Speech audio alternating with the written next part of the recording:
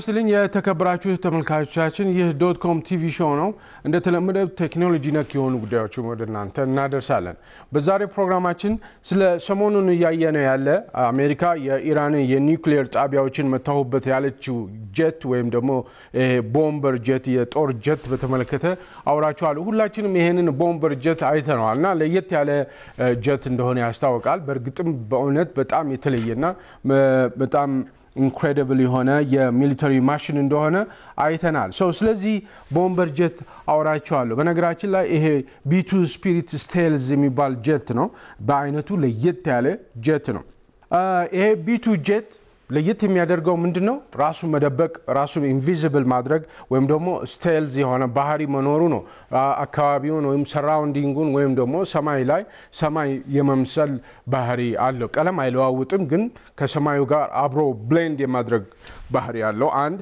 ያለ ዲቴክት በራዳርና በሴንሰሮች ዲቴክት አለመደረጉ ለምሳሌ ባሁኑ የኢራን ደርሶ ቦምብ አድርጎ መጣ ሲባል ወደ 37 ሰዓት ናን ስቶፕ ነው የበረረው ይሄ ጀት 37 ሰዓት በሚበርበት ጊዜ ዲቴክት አልተደረገም የኢራን ራዳሮች ወይም ሴንሰሮች ዲቴክት አላደረጉትም እንደዚሁም ለየት የሚያደርገው ከ40,000 ፓውንድ በላይ ከ40,000 ፓውንድ በላይ መሸከም የሚችል ነው 40,000 ፓውንድ ማለት ወደ 5 የሚሆኑ ትልልቅ ኤሌፋንትስ ወይም ደግሞ ትልልቅ ዞኖችን የሚያክል ክብደት መሸከም መቻሉ ነው እንደዚሁም ደግሞ ከ2.1 ቢሊዮን ዶላር በላይ የወጣበት ነው ይሄ ፋይተር ጀት B2 ቦምበር የሚባለው ጀት 2.1 ቢሊዮን ዶላር ያህል የሚያወጣ ነው ፎርዶ ናታንዝ እና ኢስፋን የሚባሉት የኒውክሊየር ጣቢያዎችን የመታበት ቦምብም እንደዚሁ የተለየ ቦምብ ነው ማሲቭ ኦርዲናንስ ፔኔትሬተር ይባላል ሞፕ የሚል ቅጽል ስም አለው ይሄ ቦምብ ራሱ የተለየ ነው ይሄ ቦምብ ለየት የሚያደርገው ምንድነው ቦምቡ በጫፉ ላይ ድሪል አለው ድሪሉ የዳይመንድ ድሪል ነው መሰርሰሪያ ድሪል ማለት ነው ሰርስሮ ከገባ በኋላ ውስጥ ከገባ በኋላ ነው የሚፈነዳው ማለት ነው ይሄ ሞፕ የሚባለው ቦምብ እጅግ በጣም የተለየ ነው ከዚህ በፊትም ሰምተነው የምናውቅ አይመስለኝም አብዛኞቻችን እንደዚህም ደግሞ B2 ስፒሪት ስቴልዝ የሚባለው ጀት እጅግ በጣም የሚገርም ነው ይሄ ከሳይንስ ፊክሽን ጋር ተያይዘው ስናያቸው የነበሩ የተለያዩ አይነት ጀቶችን ነው የሚያስታውሰው ማለት ነው በአጠቃላይ አሜሪካ በዚህ በ37 ሰዓት ሚሽን ውስጥ ማለት ነው ኢራን ደርሳ የኒውክሊየር ጣቢያዎችን መትቼ ተመለስኩኝ ባለችበት በዚህ ቦምበር ጀት ማለት ነው 37 ሰዓታት ፈጅቷል በዚህ 37 ሰዓታት ምን ያህል አሜሪካ ያወጣች ይመስላችኋል እንደው በግምት ከ783 ሚሊዮን እስከ 800 ሚሊዮን ዶላር አውጥታለች በዚህ ሚሽን አማካይነት ማለት ነው ስለዚህ በጀትና በአጠቃላይ ከጀቱ ጋር በተያያዘ ያሉትን ነገሮች በዝርዝር አወራቸዋለሁ ስለ ጀቱ ሁሉንም ልታውቋቸው የሚገቡ የምላቸውን በሙሉ እነግራቸዋለሁ አብረን እንድንቆይ በአክብሮት ጋብዛለሁ ባህሩ አባስ ነኝ ተመልሰን እንገናኛለን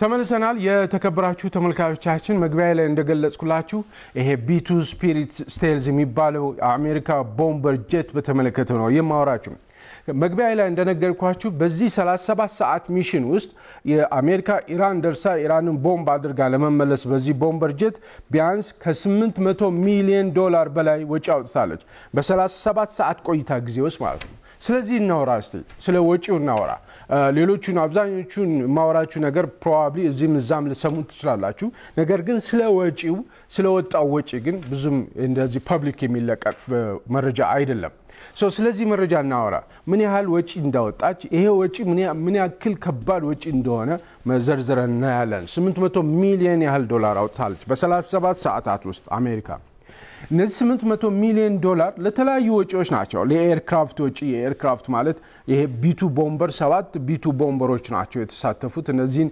የኢራን የኒውክሊየር ጣቢያዎችን ለመምታት 7 ቦምበር ጀቶች B2 የሚባሉት ማለት ነው ለነሱ የሚወጡት እንደዚሁም ደግሞ አጋዥ የሆኑ ሌሎች ኤርክራፍቶች አሉ ለነሱ የሚወጣ ለሚኒሽን የሚወጣ ለቦምቦቹ የወጣው ወጪ ለተለያዩ ሚሽን ሎጂስቲክስ የሚወጣው ወጪና እንደዚሁም ለነዳጅ የሚወጡ ወጪዎች ናቸው ስለዚህ ፊውል ኮስት አለ የሚሽን ሎጂስቲክስ አለ ለሚኒሽን የሚወጣ አለና ለሌሎችም ለኤርክራፍቶች ይወጣሉ ኤርክራፍቶቹን ማን እንደሆኑ ነግራቸዋለሁ የመጀመሪያው ስለ ለሚዩኒሽን የሚወጣውን ወጪ ልንገራችሁ። አሜሪካ GBU 57 የሚባል ቦምብ ነው የተጠቀመችው። ይሄ ኢራን የኒውክሊየር ጣቢያ ላይ ለመጣል GBU 57 የሚባል ወይም ደግሞ ማሲቭ ኦርዲናንስ ፔኔትሬተር ወይም ሞፕ የሚባለውን ቦምብ ነው የተጠቀመችው። 14 ቦምቦችን ጥለዋል። እነዚህ 7 B2 ቦምበር ጄቶች ተሳትፈዋል በዚህ ሚሽን ላይ 14 የሚሆኑ ቦምቦችን ጥለዋል። ይሄን አሁን GBU 57 የሚባሉት ወይም ሞፕ የሚባለው ማለት ነው። አንዱ ቦምብ አንዱ GBU 57 ቦምብ $20 ሚሊዮን ያወጣል። 20 ሚሊዮን ከ20 ሚሊዮን እስከ 30 ሚሊዮን እኔ ኮንሰርቫቲቭ ኤስቲሜት ነው የምነግራችሁ። ከ20 ሚሊዮን እስከ 30 ሚሊዮን ዶላር ያወጣል። $20 ሚሊዮን ብለን እንውሰደው። 14 ሞፖች ወድቀዋል። ናታንዝ በተለይ ናታንዝ እና ፎርዶ ላይ እነዚህ ሁለቱ የኒውክሊየር ጣቢያዎች ላይ 14 የሚሆን ቦምቦች ጥለዋል።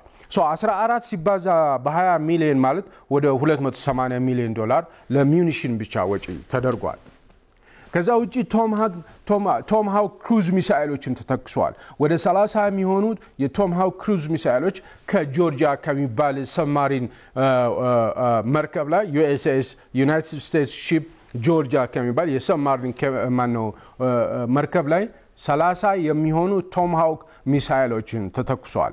እነዚህ 30 በተለይ ኢስፋሃን የሚባለው የኒውክሊየር ጣቢያ ላይ የቶም ሃውክ ሚሳኤሎች ናቸው የተተኮሱት። እያንዳንዱ ሚሳኤል $3.8 ሚሊዮን ያወጣል። እያንዳንዱ ሚሳኤል 30 ሲባዛ 3.8 ሚሊዮን ወደ 114 ሚሊዮን ያህል ለዚህ ለቶም ሃውክ ሚሳኤሎች ብቻ ወጥቷል። 280 ሚሊዮኑን እንዳትረሱ የተከበራችሁ ተመልካቾቻችን። ለኤርክራፍትና ለተለያዩ ኦፕሬሽን ኮስቶች የወጡትን ወጪ ላንሳላችሁ። ለምሳሌ የB2 ስፒሪት 37 ሰዓት ሲበር 37 ሰዓት በሮ በሚመጣበት ጊዜ እንዲሁ ዝም ብሎ ለኔክስት ሚሽን እንዲሁ በቀላሉ አይዘጋጅም። በጣም ብዙ ወጪዎች ይወጣሉ። ለክሩ የሚወጣው ወጪ አለ፣ ለሜንቴናንስ የሚወጣው ወጪ አለ፣ ለሌሎችም ለሰፖርት ለሚባለው የሚወጣው ወጪ አለ። ኦኬ አንድ B2 ቦምበር ተነስቶ ለአንድ ሰዓት ሲበር ከፍተኛ ወጪ አለው። በመብረሩ ብቻ ለፊውል አይደለም፣ ለነዳጅ የሚወጣው አይደለም፣ የነዳጁ ለብቻ ነው። ይሄ B2 ቦምበር አንድ ሰዓት ተነስቶ ሲበር ከ135,000 እስከ $150,000 ወጪ ያወጣል። አንድ ሰዓት በሮ B2 ቦምበሩ በሚያርፍበት ጊዜ ይሄ ጄት እስከ $150,000 ያወጣል። በአማካኝ እስከ $142,500 ያህል ወጪ ያስፈልጋል። ለተለያዩ ለሰፖርቶቹ፣ ለክሩ፣ ለነዚህ ለሁለቱ ፓይለቶች ለተለያየ ወጪ ለሜንቴናንስ ወጪ ያስፈልጋል። 37 ሰዓት በረረ ማለት ይሄ 37 ሲባዛ $142,000 ያህል ወጪ ይወጣለታል ማለት ነው። ስለዚህ በአጠቃላይ 7 ቦምበሮች ተሳትፈዋል በዚህ ሚሽን ላይ። ኦኬ እያንዳንዳቸው 37 ሰዓታት በረዋል። እያንዳንዱ ለአንድ ሰዓት $142,000 ያወጣል። በአጠቃላይ 7 ሲባዛ በ37 ሲባዛ $144,536.9 ሚሊዮን ለተለያዩ ኮስቶች ወጥተዋል። ሰፖርቲንግ ኤርክራፍት ለዚህ የሚሽን ሚድናይት ሃመር ይባላል። በነገራችን ላይ ሚድናይት ሃመር ለሚባለው ሚሽን 37 ሰዓታት ያህል በሯል። ለ37 ሰዓታት ያህል ሲበር ብቻውን አይደለም። B2 ቦምበሮች 7ቱ ብቻ አይደሉም። ወደ 125 የሚሆኑ ኤርክራፍቶች ሰፖርት አድርገውታል በተለያየ መልኩ ማለት ነው።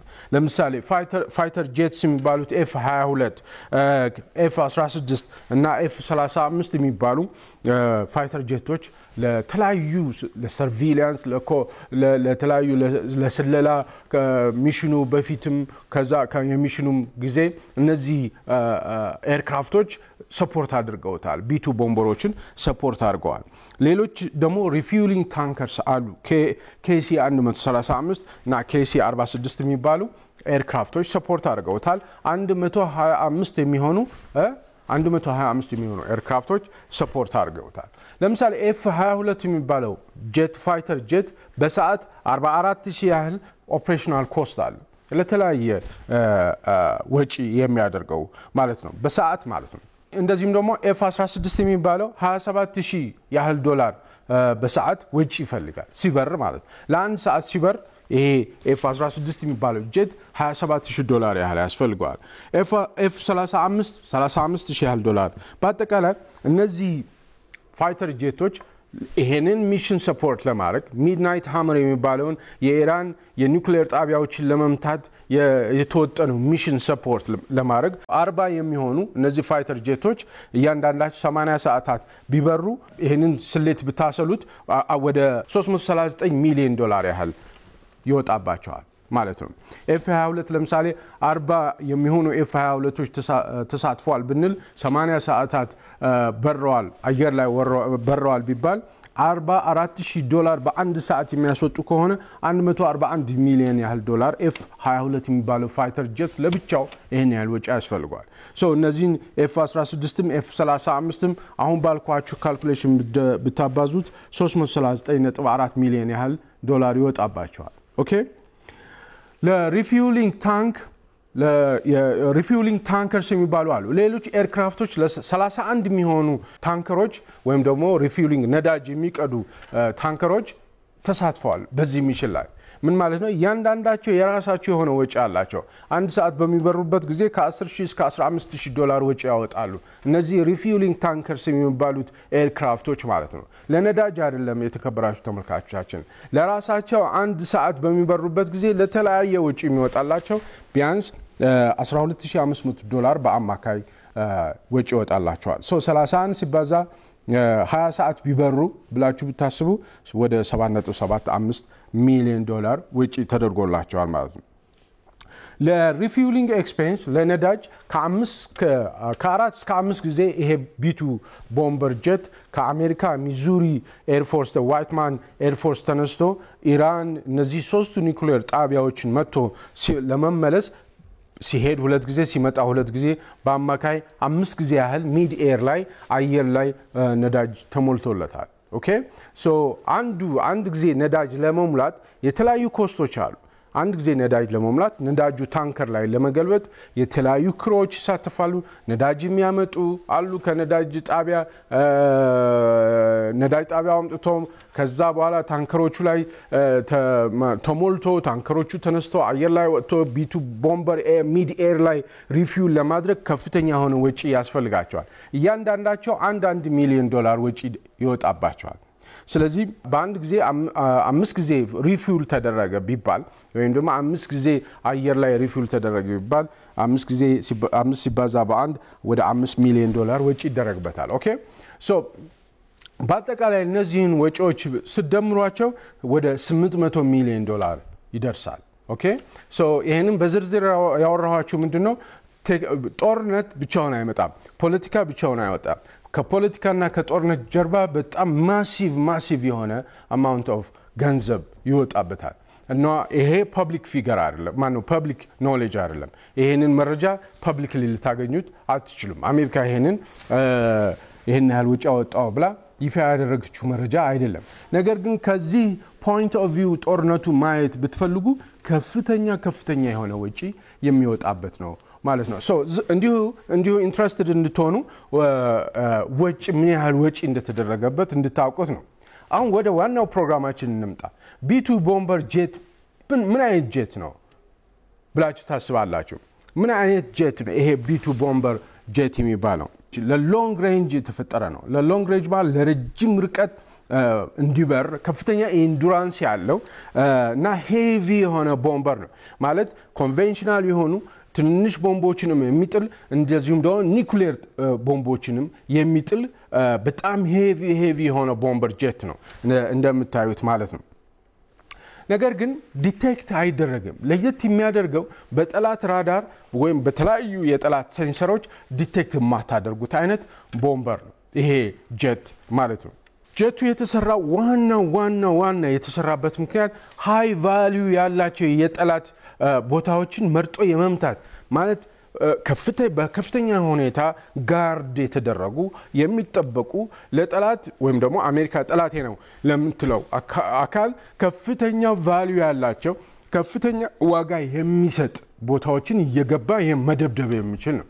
ሌላው ለየት የሚያደርገው አሜሪካ ከሚዙሪ ኤር ፎርስ ከሚዙሪ ዋይትማን ኤርፎርስ ከሚባለው ተነስታ በየትኛው የዓለማችን ጫፍ በዚህ ቢቱ ቦምበር ጀት የትም ቦታ ደርሳ መምታት ትችላለች ኦኬ ይሄ ቢቱ ቦምበር የትም ቦታ መሄድ ይችላል በአሜሪካና በኢራን መካከል 11000 ያህል ኪሎ ሜትር አለ 10900 to be specific እንደውም ከሚዙሪ ከሚባለው ከተማ ኢራን እነዚህ ፎርዶ ናታንዝ እና ኢስፋሃን የሚባሉት የኒውክሌር ጣቢያዎች ያሉበት 11000 ኪሎ ሜትር ያህል ርቀት አለው ሶ ከየትኛውም ኤርቤስ ተነስቶ የትኛውም የዓለም ክፍል ውስጥ በመሄድ ቦምብ መጣል የሚችል ነው ለየት የሚያደርገው ሌላው ይሄ ቢቱ ቦምበር ሌሎቹ የጦር ጀቶችን አይታችሁ ከሆነ አየር ላይ ቁልጭ ብሎ ይታያሉ ነገር ግን ቢቱ ቦምበር ዲቴክት አታደርጉትም ኦኬ ዲቴክት የምታደርጉት አይነት አይደለም አንደኛ ራሱ ከለሩ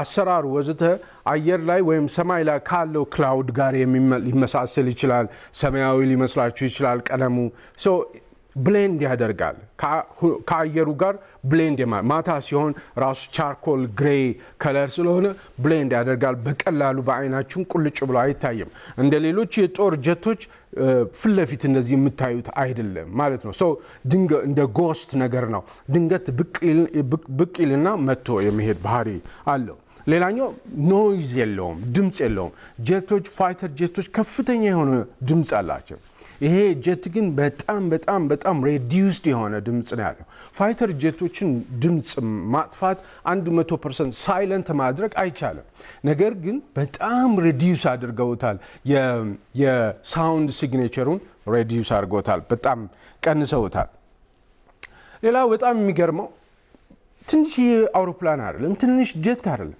በጣም ማሲቭ የሆነ ጀት ነው በጣም ትልቅ ጀት ነው ኢንቪዚብል ነው አይታይም ነገር ግን በአካል በቪዲዮ እንደምታዩት በአካል ስታዩት ግን በጣም ግዙፍ ነው ኦኬ በጣም ግዙፍ ነው ለምሳሌ ሌንግዙን ብታዩ ወደ 21 ሜትር ርዝመት አለው ኦኬ ወደ ጎን ማነው እንደ ከአፍንጫው እስከ ከቀኝ ወደ ግራ ወይም ከግራ ወደ ቀኝ በሜትር ብትመትሩት ወደ 21 ኪሎ ሜትር ያህል ይሆናል ዊንግ ስፓኑ ከአንዱ ክንፍ ሌላኛው ክንፍ ወደ 52.4 ሜትር ያህል ይሆናል ሃይቱ ከፍታው ከመሬት ወደ ላይ ሃይቱ 5.2 ሜትር ያህል ከፍ ያለ ነው እና በጣም ትልቅ ነው ማለት ነው ትልቅ ነው ግን ኢንቪዚብል ነው አይታይ ምንድነው ኢንቪዚብል ያደረገው ምንድነው እንዴት ነው ኢንቪዚብል ሊሆን የሚችለው ኦኬ እንዲሁ ዝም ብሎ በማጂክ አይደለም የሆነ ኢንቪዚብል እንዲሆን የሚረዳው አሰራር አለው ማለት ነው ሶ የቴክኖሎጂካል አስፔክት አለው ማለት ነው የቢቱ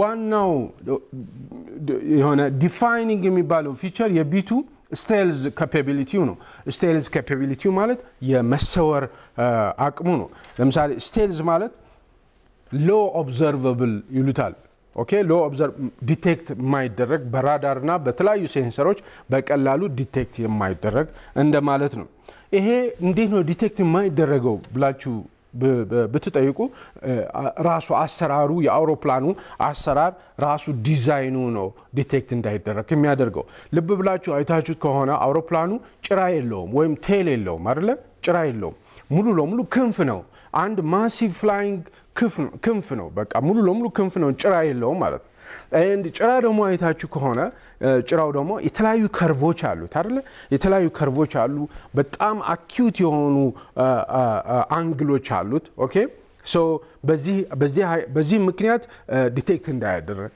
ያደርጋል ለምሳሌ ልንገራችሁ ለምሳሌ ልሙጥ መስታወት ላይ ራሳችሁ ፍለፊት ስትታዩ ቀጥታ ፊታችሁን ያሳያል ወይም ደግሞ ልሙጥ የሆነ አንድ መስታወት ላይ ብርሃን ብትለቁበት ብርሃኑ ተመልሶ ሪፍሌክት አድርጎ ወደ እናንተ ይመለሳል አይደለ በጣም አባጣ ጎርባጣ የሆነ መስታወት ነገር የተለያዩ ከርቮች ያሉት መስታወት ላይ ብርሃን ብትለቁበት ብርሃኑ ምንድነው የሚያደርገው ዲፍሌክት ያደርጋል ወደ ተለያየ አቅጣጫ ክሬዚ በሆነ መልኩ ዲፍሌክት ያደርጋል ኦኬ ልክ እንደዛው አሁን እንዳያችሁት ክንፉ ወይ አውሮፕላኑ ክንፍ በጣም የተለያዩ ኤጆች አሉት ክንፍ ብቻ ነው ብያችኋለሁ ቴል የለውም ሶ ምንድነው እዛ ላይ የሚያርፈው ብርሃን ወደ ተለያየ አቅጣጫ ነው የሚበታተነው ማለት ነው ብርሃኑ እንዳረፈ ተመልሶ አይመጣም በሌላ አነጋገር ምን ማለት ነው ራዳር ኤሌክትሮማግኔቲክ ዌቭ የሚባለው እነዚህ ራዳሮች የሚለቁት ዌቭ ማለት ነው የጠላት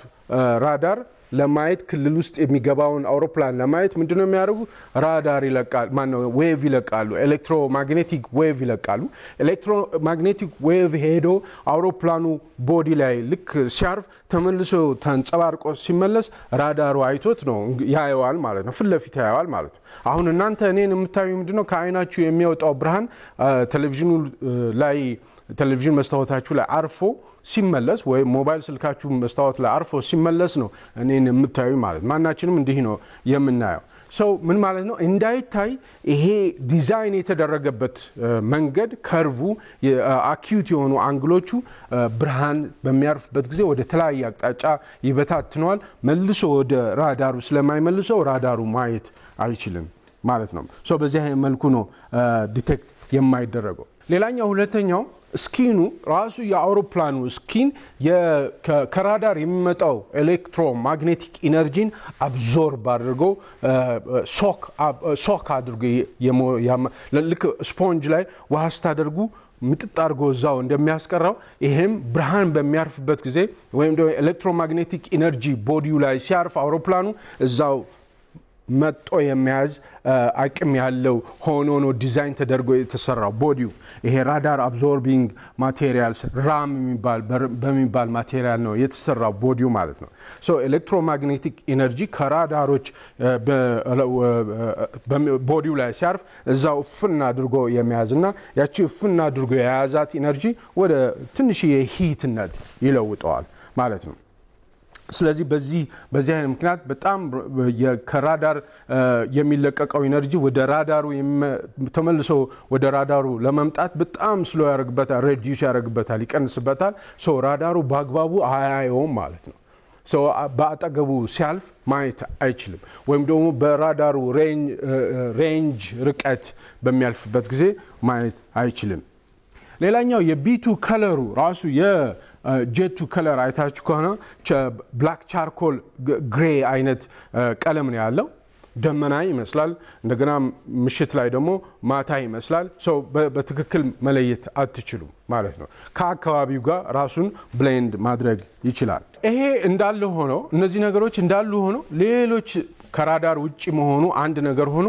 ሌሎች ደግሞ ፊቸሮች አሉት ይሄ ጀት አንደኛ የሳውንድ ሲግኔቸሩን የቪዥዋል ሲግኔቸሩን እና ደግሞ ሂት ሲግኔቸሩን በጣም ሬዲዩስ አድርጓል ምን ማለት እንደሆነ ነግራችኋለሁ ለምሳሌ ኢንፍራሬድ ሂት ሲግኔቸር የሚባል ነገር አለ ኢንፍራሬድ ሂት ሲግኔቸር ማለት ማንኛውም ጀት ከፍተኛ የሆነ ጭስ ያወጣል አይደለ ከፍተኛ የሆነ ጭስ ያወጣል ምን ማለት ነው አውሮፕላን በሚበርበት ጊዜ ሚሳኤል ሊተኮስ ይችላል ሚሳኤል ሲተኮስ እነዛ ሚሳኤሎች ሂት ሲከር ሚሳኤሎች ነው የሚባሉት ማለት ሂትን ያነፈነፉ ነው ሄደው አውሮፕላኑ ሞተሩ አካባቢ አይደለም ሙቀት ያለው ሰው ሙቀት አውሮፕላኑ ሙቀት ያለበት ቦታ ሄደው ነው ሚሳኤል የሚመታው ማለት ነው ሶ ሚሳኤሎች ሂት ሲከር የሚባሉ ሚሳኤሎች አሉ ሙቀትን ያነፈነፉ የሚሄዱና ሙቀት ሲያገኙ ሄዶ የሚጋጩ ማለት ነው ሚሳኤሎቹ እና አውሮፕላን ደግሞ ሞተር አካባቢ ነው ከፍተኛ ሂት ያለው አይደለ ሶ ይሄ አውሮፕላን ሂት ሲግኔቸሩን በጣም ቀንሶታል እንዴት ነው የቀነሰው አንደኛ ሞተሩ የጀቱ ሞተር ውስጥ ነው የተቀበሩት እዛ ክንፉ ውስጥ ነው የተቀበሩት በጣም በርቀት ነው የተቀበሩት ውስጥ ማለት ነው አንድ ሁለተኛ ኤግዞስት ወይም ደግሞ ጭስ አያወጣም በጣም ቀንሶ ነው የሚያወጣው ጭስ በሚያይበት ጊዜ ሂት ሲከር ሚሳኤል የጠላት ሚሳኤል ሲተኮስ ጭስ አየ ማለት እዛ አካባቢ ሙቀት አለ ማለት ነው ብሎ ጭሱ ይጎትተዋል ይስበዋል ዳይሬክሽን ይሰጠዋል ሙቀት አለ ማለት ነው ጭስ ሰው ወደዛ እንዳይጎትተው ጭስ ያወጣ ራሱ ከኩል ኤር ጋር በማደባለቅ ከኩል ኤር ጋር ወይም ደግሞ ከቀዝቃዛ አየር ጋር በማደባለቅ ነው በጭስ መውጫው በኩል የሚያወጣው ዝም ብሎ ዝርግፍ አድርገው ጭሱን አያወጣም ኦኬ ኩል ያርጓል እዛው ያቀዘቅዟል ማለት በሌላ ነገር ለምሳሌ ብርጭቆ ላይ የፈላ ውሃ አድርጋችሁ ከፍተኛ እንፋሎት አለው አይደል ብርጭቆም ይሞቃል እንፋሎትም አለው ያንን እንዳይሆን ትንሽ ውሃ ጠብ ስታደርጉበት ምንድነው የሚሆነው ብርጭቆም ይቀዘቅዛል እንደዚሁም ደግሞ እንፋሎቱም ይጠፋል ልክ እንደዛ አይነት ሲስተም አለው ሶ ሂት ሲግኔቸሩም በዚህ አይነት መልኩ ይቀንሳል ስለዚህ ሚሳኤል ቢተኮስበትም ከራዳር ባያየውም ዝም ብሎ ሚሳኤል ቢተኮስ በግምት አያገኘውም ማለት ነው ሌላኛው አኩስቲክ ሲግኔቸር ወይም ደግሞ ሳውንድ ሲግኔቸሩን እንደዚሁ ሬዲዩስ አድርጓል። አኩስቲክ ሲግኔቸር ወይም ሳውንድ ሲግኔቸር ማለት የነዳጅ መኪና አለ ለምሳሌ አይደለም እና ደግሞ የኤሌክትሪክ መኪና አለ። የሁለቱ ኢንጂኖች የሚያወጡት ድምጽ በጣም ከፍተኛ ልዩነት አለው አይደለም። የኤሌክትሪክ መኪናዎች የሚያወጡት ድምጽ በጣም ሬዲዩስድ የሆነ ነው። የነዳጅ መኪኖች የሚያወጡት ድምጽ ደግሞ ከፍተኛ ነው። ልክ ይሄ የቢቱ ቦምበር ጀትም ድምጽ የኢንጂኑ ድምጽ ልክ እንደ የኤሌክትሪክ መኪናዎች እንደሚያወጡት በጣም ያነሰ ነው። ኦኬ ሶ ድምጽ የለውም ማለት ነው። ስለዚህ ስፑክ አያደርግም ማለት በድምጹም አታገኙትም፣ በጭስ አታገኙትም። ሞተሩ አካባቢ ሙቀቱ በጣም አነስተኛ ነው።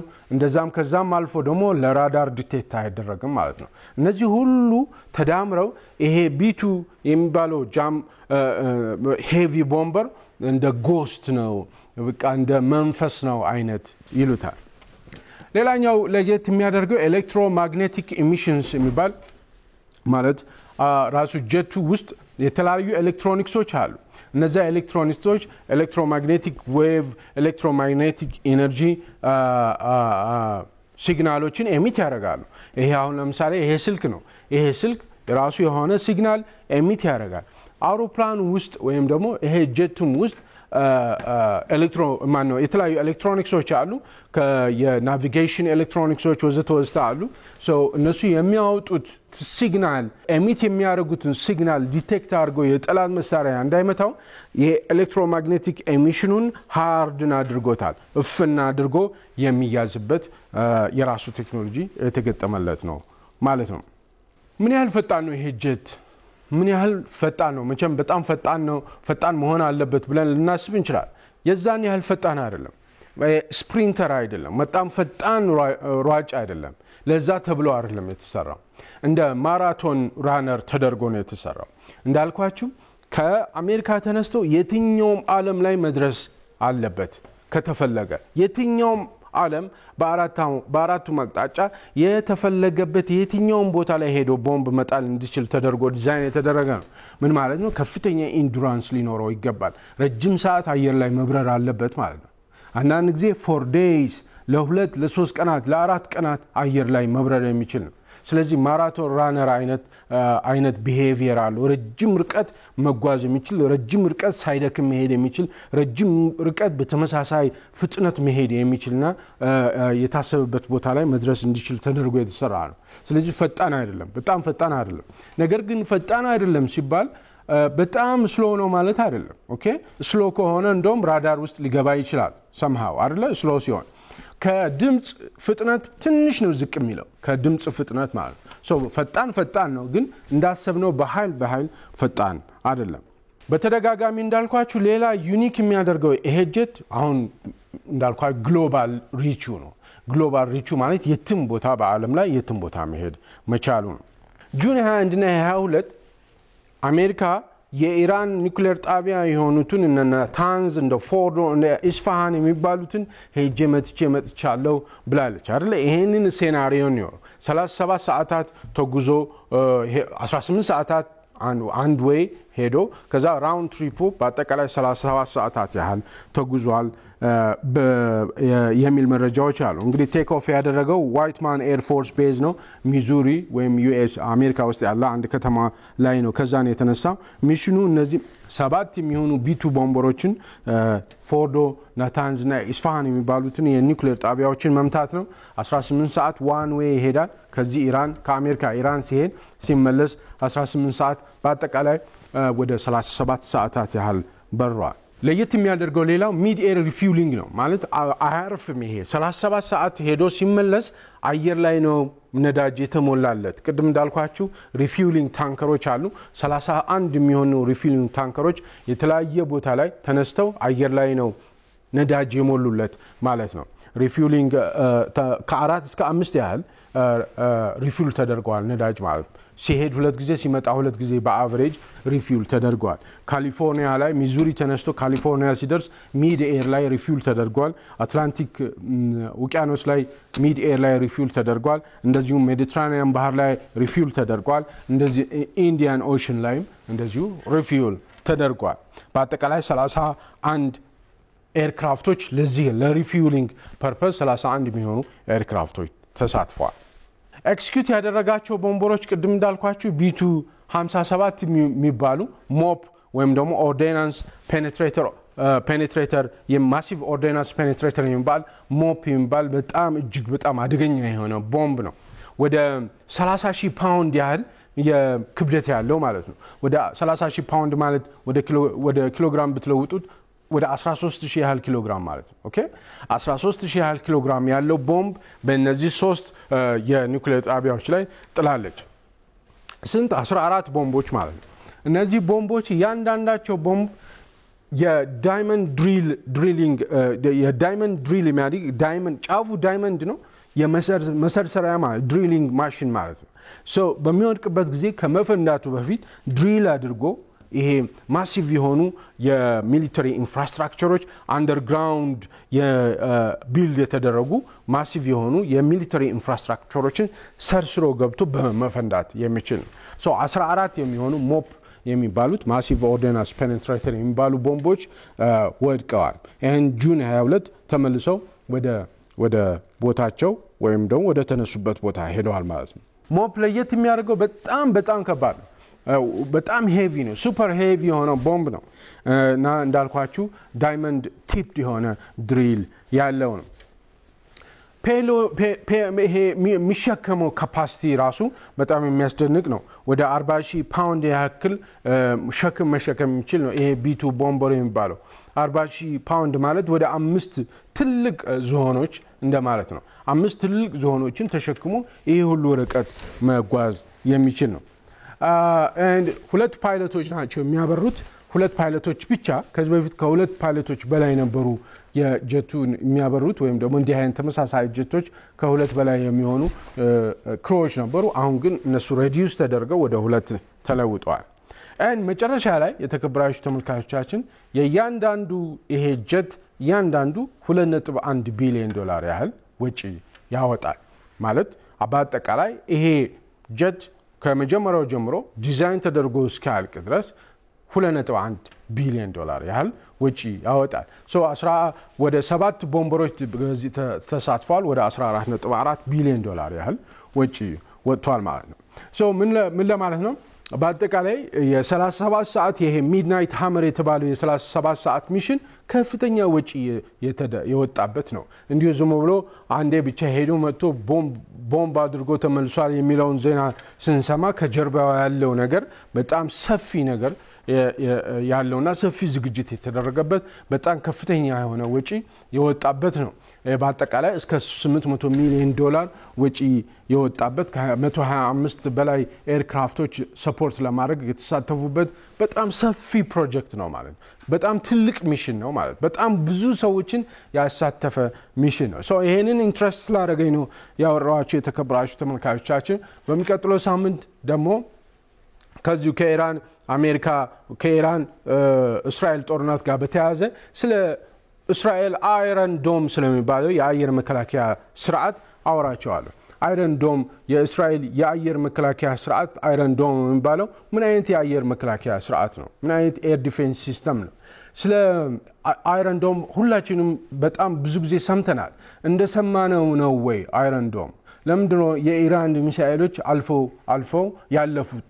ብዙ የኢራን ሚሳኤሎች አልፈዋል። ፐብሊክሊ ይሄን ያህል ሚሳኤሎች አልፈዋል ባይባልም ብዙ ሚሳኤሎች እንዳለፉ ይሰማል። ለምንድነው ይሄ አይረን ዶም እነዚህ ሚሳኤሎች ሊያልፉት የቻሉት? አይረን ዶሙ ራሱ እኛ የሰማነውን ያህል ጠንካራ ነው ወይ የሚለውን በሚቀጥለው ሳምንት አወራችኋለሁ። የዛሬ ሳምንት በሚቀጥለው ሳምንት አወራችኋለሁ ያልኳችሁ ስለ ክላውድ ኮምፒውቲንግ እና እንደዚሁም ደግሞ በዚህ በኤአይ ዘመን ስራችን ኤአይ እንዳይቀማን ሬሌቫንት ሆነን ለመቆየት ምን አይነት ኮርሶችን መውሰድ አለብን ብያችሁ ነበር። ስለሱ ማወራላችኋለሁ። አሁን አጋጣሚ እነዚህ ይሄ ጦርነት ያመጣቸውን ወሬዎች ላስቀድምና ከዛ በኋላ ስለ ክላውድ ኮምፒውቲንግ አወራችኋለሁ። ከዛ ቀጥሎ ባለው ሳምንት ደግሞ ኤአይ ስራችንን እንዳይቀማን ምን አይነት ኮርሶች ሙያችንን ሳንቀይር ምን አይነት ኮርሶች መውሰድ አለብን የሚለውን በተከታታይ አወራችኋለሁ ማለት ነው።